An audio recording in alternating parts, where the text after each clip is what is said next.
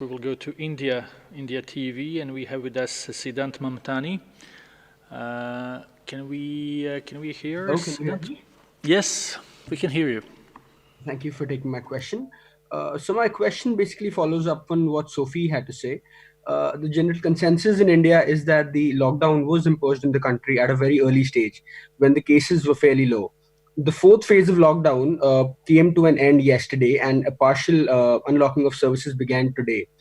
So at the same time, the number of cases in the country are touching 200,000 now. So do you think there's a relation between these partial opening of services and the rising number of cases? And if so, then how do we balance the resumption of economic activities and at the same time control the coronavirus lockdown? Thank you. I think you've sort of answered your own question there quite well, in the sense that it's exactly that question. How do you balance the needs of the economy and society against the needs to control this disease? And that certainly cannot be done from a place like Geneva. That can only be done by national governments who are working locally to understand the local situation, understand the local context, and absorb the global guidance and the global scientific consensus that's building. And we've had many countries over the last number of weeks and months at our weekly briefings with all our member states and missions. And it's been striking to me the success that countries have had, and I've been trying, to be honest, to understand what's been the magical formula for success in this response. And to me, what I'm seeing beyond the epidemiology and beyond the virus is that countries that have taken real ownership of the problem politically and pulled in the maximum amount of information from outside and then adapted and driven a local response with communities on board have done well. This has not been about global knowledge just stopping the virus.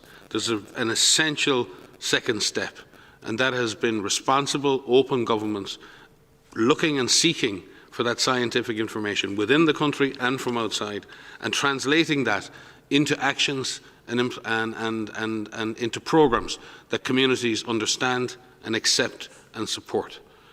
And where governments have taken that all of society, all of government approach, where they've been open to the global and local science, where they've been sensitive and empathic to local population needs, they have found that balance. But that balance and that point of balance cannot be set externally. That is primarily the responsibility of national government. That is what government is there for.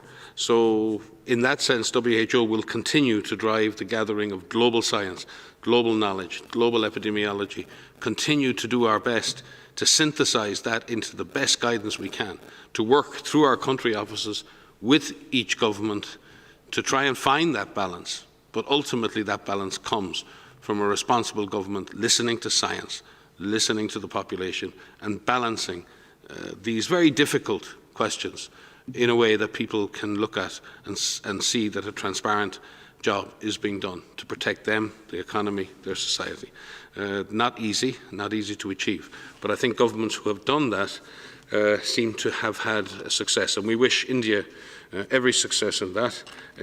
India is one of the largest countries in the world, a centre of science, a centre of public health, as I've said many times in the past. It did implement measures early and has a huge capacity to continue doing the surveillance and the community engagement that it has so much demonstrated in the past. But also, India has one of the densest populations in the world, has pockets of real poverty and underprivilege, and we really do have to ensure that those populations are protected and that India remains vigilant, ever vigilant, moving forward as it takes slow steps towards fully opening its society. I don't know, Sumi, you may have a comment on this, given that India is your home country. No, I think you put it well, Mike. I think there are big challenges, and one of the unique challenges, I think, is the density of population, particularly in the urban areas.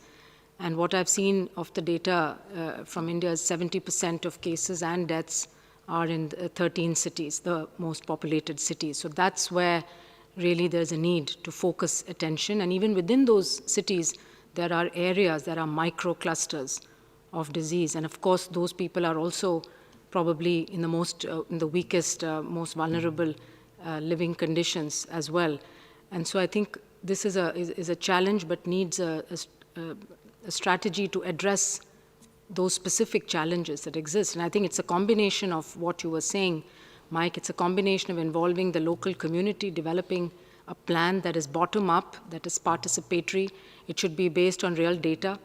A lot of testing and contact tracing needs to be done. And there needs to be constant monitoring and a constant, perhaps, reorientation of the plans based as the data emerges.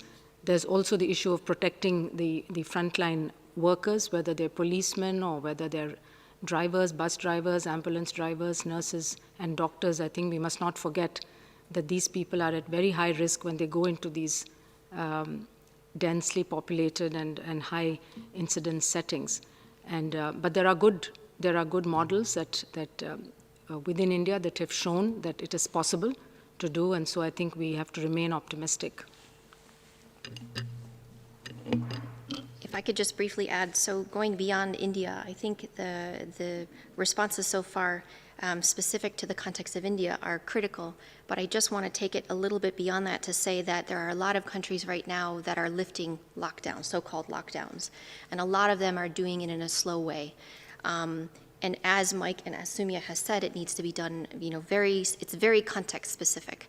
And so not everything can be lifted all at once. This virus isn't homogeneous. It doesn't spread evenly. It likes to exploit the vulnerabilities. It likes to exploit close contact. And so it's important to have these lifting of these measures done in a data-driven way and to have the systems in place to have that. But the one point I wanted to make is that in a number of countries that we're seeing the slow lifting, we are starting to see in some countries some increase in case numbers. And that delay is about a 2 to 3 week delay from the time that the lifting of the lockdown starts. And that's important because we know the incubation period, which is the time from when someone is exposed to the time they develop symptoms, is on average 5-6 days, which means that between 5-6 days and then another 5-6 days, you may see more and more cases. And so to have the data, the system in place, the public health infrastructure in place to capture that data means you need to track these individuals over time. So while some countries are starting to see an increase again with the lifting of those lockdowns, that is not necessarily a negative thing. We don't want to see any more cases. We want to see transmission suppressed, but it is important that countries are monitoring this, report those increasing in cases, and more importantly, take the measures to stamp it out, take the measures to suppress transmission again, because we all must remain on high alert for this and ready to detect cases and apply all of these measures that we know can suppress transmission.